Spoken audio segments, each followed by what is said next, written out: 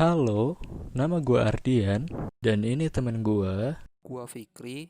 dan kami adalah mahasiswa dari salah satu universitas di Provinsi Jawa Tengah. Podcast ini dibuat dengan tujuan mengedukasi masyarakat dalam informasi pencegahan serta penindaklanjutan hal-hal yang berkaitan dengan COVID-19. Untuk informasi lebih lanjut, silakan menghubungi hotline atau call center dari daerah masing-masing. Oke, hari ini kita akan bahas tentang COVID-19, meliputi sejarah awalnya serta lain hal di dalam podcast ini. Hope you enjoy. Pandemi COVID-19 adalah peristiwa menyebarnya penyakit coronavirus 2019 di seluruh dunia untuk semua negara. Penyakit ini disebabkan oleh coronavirus jenis baru yang diberi nama SARS-CoV-2. Wabah COVID-19 pertama kali dideteksi di kota Wuhan, Provinsi Hubei, Tiongkok pada tanggal 1 Desember 2019 dan ditetapkan sebagai pandemi oleh Organisasi Kesehatan Dunia (WHO) pada tanggal 11 Maret 2020. Hingga 14 November 2020, lebih dari 53,2 juta kasus telah dilaporkan lebih dari 219 negara dan wilayah seluruh dunia, mengakibatkan lebih dari 1,3 juta jiwa meninggal dunia dan lebih dari 34,3 juta orang sembuh. Jadi kalau misalnya dihitung-hitung, per tanggal 11 Maret itu udah hampir 0,7% populasi dunia yang terinfeksi COVID-19. Dimana yang hampir 1% COVID-19 itu buat di fase awal aja sudah cukup mengkhawatirkan gitu. Pada 22 Januari 2020, para ilmuwan dari beragam universitas menyimpulkan bahwa coronavirus tampaknya merupakan virus rekombinan antara coronavirus kelelawar dan coronavirus yang asalnya tidak diketahui. Dan ular adalah hewan satwa liar yang paling mungkin untuk menjadi wadah virus coronavirus yang kemudian menyebar ke manusia. Beberapa ilmuwan lain berpendapat bahwa coronavirus dikembangkan sebagai hasil dari virus gabungan antara kelelawar dan ular. Karena kurangnya tenaga medis dan peralatan medis di daerah yang terkena wabah, banyak rumah sakit gagal mengidentifikasi kasus virus corona, sementara banyak pasien dengan gejala yang mirip diberi label sebagai pneumonia berat. Kebetulan banyak dari mereka yang mengalami gejala virus coronavirus memutuskan untuk tinggal di rumah daripada pergi ke rumah sakit.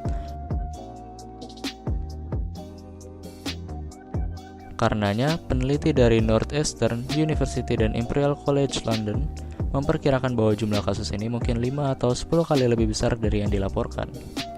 Organisasi Kesehatan Dunia (WHO) telah memuji upaya pihak berwenang Tiongkok dalam mengelola dan mengatasi virus corona tersebut, yang menyatakan kepercayaan terhadap pendekatan Tiongkok untuk mengendalikan epidemi dan menyerukan agar masyarakat tetap tenang.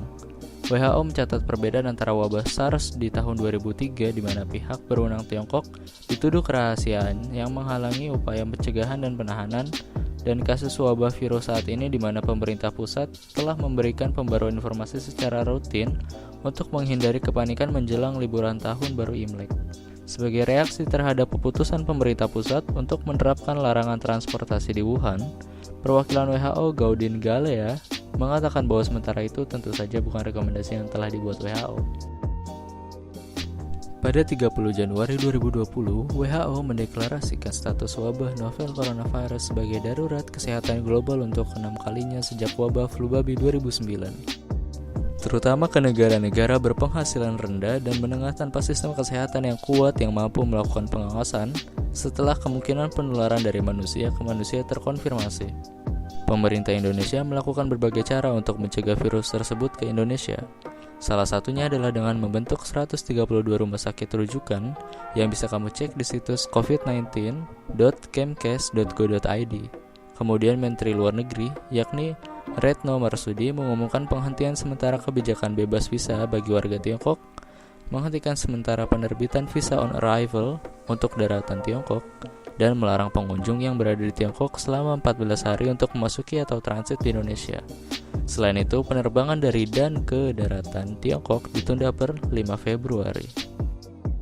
Di Indonesia, kasus COVID-19 dimulai dari seorang warga negara Jepang yang tinggal di Malaysia dan setelah dicek, dia positif corona. Diketahui bahwa warga negara Jepang ini baru saja berkunjung ke Indonesia dan ternyata melakukan kontak dengan 2 orang, yakni seorang ibu berumur 64 tahun dan putrinya berumur 31 tahun. Setelah menjalani tahapan pemeriksaan di rumah sakit, hasilnya dikonfirmasi positif. Kemudian, pasien langsung dipindahkan ke Rumah Sakit Penyakit Infeksi Sulianto Saroso, Jakarta Utara pada 1 Maret 2020. Sejak kasus pertama diumumkan, angka kasus positif COVID-19 terus mengalami peningkatan yang signifikan. Bahkan, per tanggal 22 Januari 2021 saat ini mencapai 13.000 kasus dalam satu hari, dengan total sebanyak 965.000 dengan 781.000 kasus sembuh serta 27.000 kasus meninggal dunia. Pada 11 Maret 2020, untuk pertama kalinya warga negara Indonesia meninggal akibat COVID-19. Korban yang meninggal di Solo adalah seorang laki-laki berusia 59 tahun. Diketahui sebelumnya menghadiri seminar di Kota Bogor, Jawa Barat 25-28 Februari 2020. Di minggu yang sama, pasien 1 dan 3 dinyatakan sembuh. Kedua pasien yang resmi dinyatakan sembuh dan boleh meninggalkan rumah sakit pada 13 Maret 2020. Itu adalah kesembuhan pertama kali pengidap COVID-19 di Indonesia. Pasien 2 yang berusia lanjut yakni 64 tahun juga berhasil mengatasi COVID-19.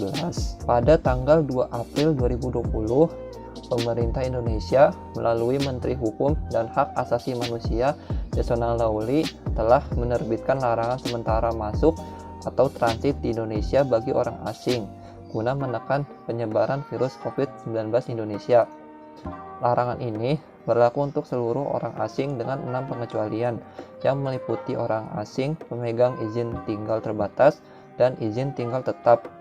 Kemudian, orang asing pemegang visa diplomatik dan visa dinas, orang asing pemegang izin diplomatik dan izin tinggal dinas. Sebulan lebih sesudah masuknya COVID-19 ke Indonesia, untuk pertama kalinya tercatat angka kesembuhan pengidap COVID-19 lebih besar dari jumlah penduduk yang meninggal karena kasus virus tersebut.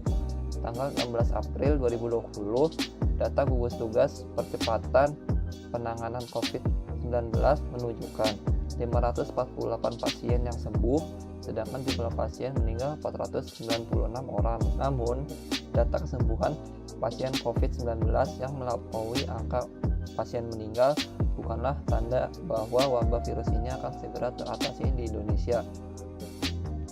Oke, segitu aja informasi dari kami hari ini. Maaf sekali kalau misalnya ada kok banyak kekurangan dari segi informasi dan segala halnya dalam podcast kami. Kami pamit undur diri. Have a nice day and see you next time.